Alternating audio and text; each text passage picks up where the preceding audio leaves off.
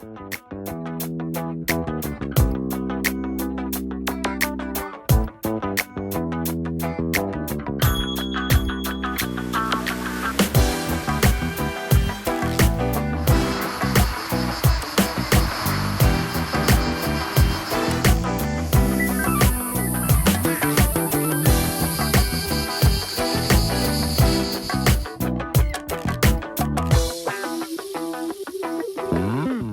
suis Nicolas Paul, je suis la 7e génération à exploiter le domaine de la Gaillole. Il se situe donc dans la Provence verte, au cœur du Var. Alors moi je suis Jacques Paul, je suis le 6e de la génération. J'exploite ce domaine avec mon fils maintenant, bien que ce soit lui qui ait maintenant toutes les prérogatives puisqu'il est gérant de la société que nous avons constituée tous les deux. Car maintenant j'ai fort à faire puisque je suis maire de la commune de La Selle. À l'époque, le domaine était tourné vers des multicultures, vergers avec pommes, poires, abricots. Et au fil du temps, le domaine s'est reconverti entièrement sur le vin et la vigne. Et aujourd'hui, le domaine s'étend sur 46 hectares.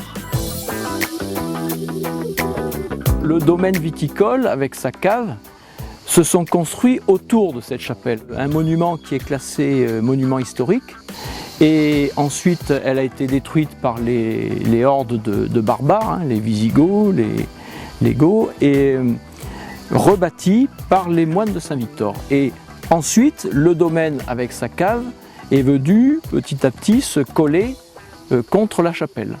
J'ai des cuves à vin qui sont juste derrière le transept de la chapelle. Donc actuellement, elle est ouverte au public. Tous ceux qui désirent la visiter peuvent le faire.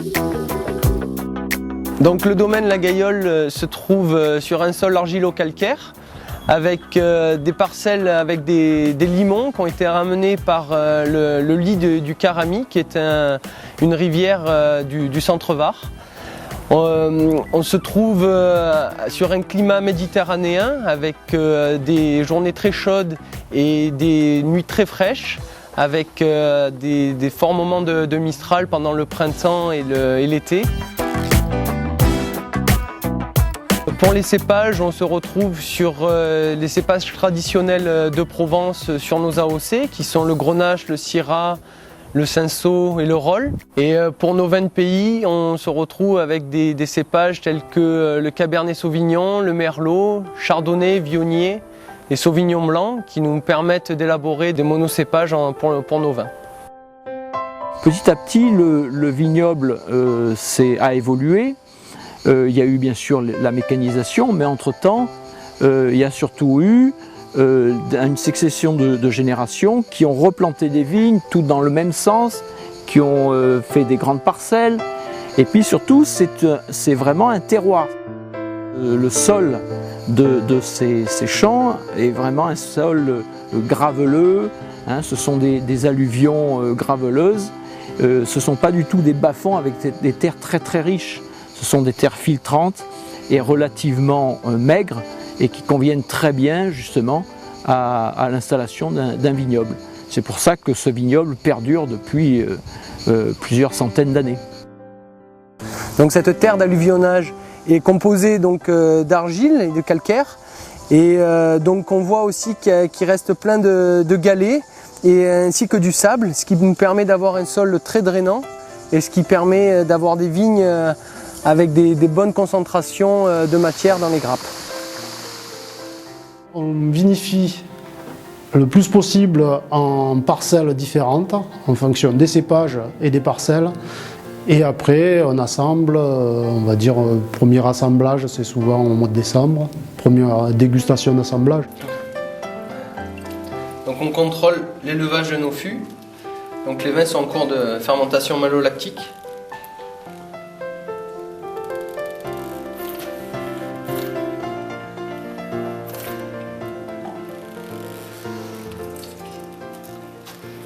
Donc on sent un vin puissant, on sent que le chêne est bien présent sur le vin, qui ramène toute sa complexité avec les tanins du vin.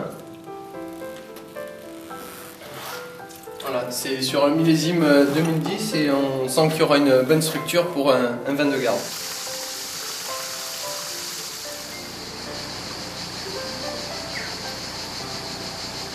La biodiversité, c'est quelque chose d'important. Et la traduction sur le terrain, c'est par exemple tout ce qui est produit de défense de la vigne, tout ce qui est qui touche vraiment à la protection des plantes.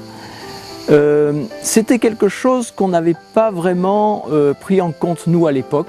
Alors quand je vous dis à l'époque, c'est il y a une trentaine d'années. C'était justement l'impact sur l'environnement. On a mis en place des clapiers pour introduire les lièvres, on a fait aussi des volières pour introduire les perdreaux, les faisans. Et tout ça, ça permet justement d'avoir un équilibre au niveau de notre environnement, de notre biodiversité. Donc voilà, là on est sur les parcelles d'appellation Cotovaro en Provence, donc, qui sont soumis à la charte Terravitis. Donc on s'aperçoit que bon, c'est vrai qu'en travaillant bien au sol, en faisant des amendements bien réguliers, que la vigne se porte très bien. On n'utilise pas d'herbicides. On crée notre propre engrais, c'est-à-dire qu'on a une aire de compostage qui nous permet d'amender nos vignes. Quand mon père a repris le vignoble, donc il a commencé à investir dans des chaînes de mise en bouteille et d'étiquetage. Donc à partir de 1988, ça a été le point où justement le domaine a basculé vers de la commercialisation. Et aujourd'hui, on arrive à une production de 100 000 bouteilles et de 25 000 bagging box.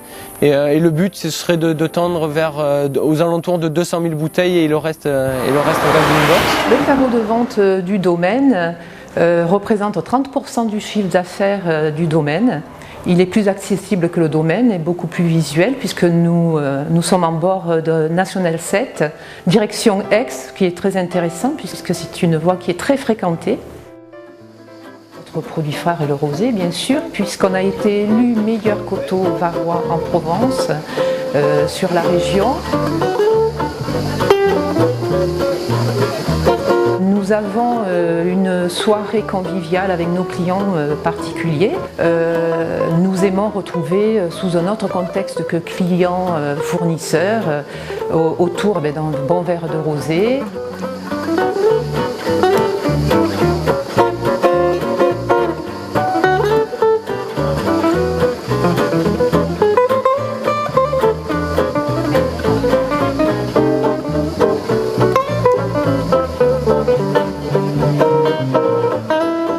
Leur meilleur vin, c'est le rosé.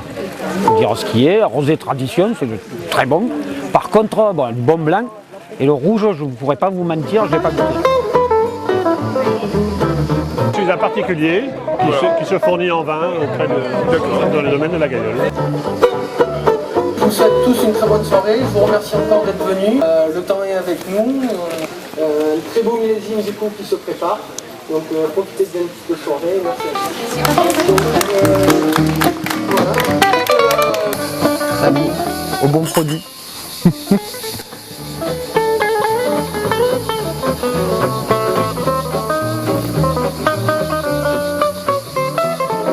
Voilà, la soupe au pistou avec un très bon verre de rosé, bien frais. C'est toute la famille s'extasie à ce moment-là. Ici, à la Gailleule, on est loin de fabriquer du vin, on l'élève.